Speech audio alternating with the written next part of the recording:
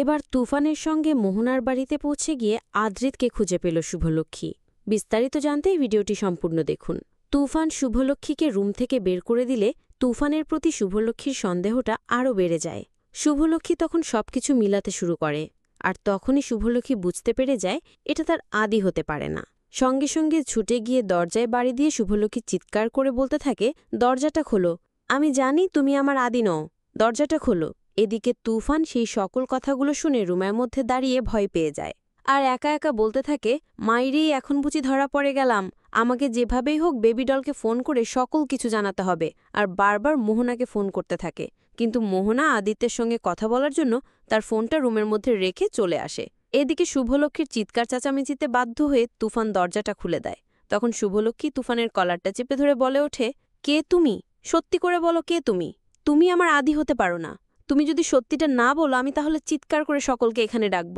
তখনই তুফান রেগে গিয়ে শুভলক্ষ্মীকে ধাক্কা মেরে সরিয়ে দিয়ে বলে ওঠে, মায়ের এই বেবি ডল আমাকে কোথায় ফাঁসিয়ে দিল?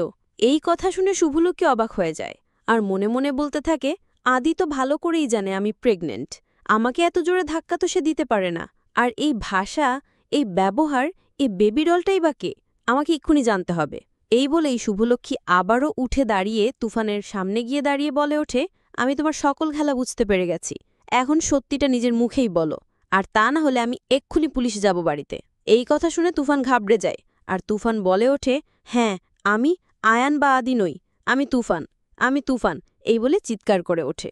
তখনই শুভলক্ষ্মী বুঝতে পেরে যায় আয়ান বলে একমাত্র মোহনাই আদিকে ডাকে। সঙ্গে সঙ্গে শুভলক্ষ্মী তুফানের হাতটা ধরে।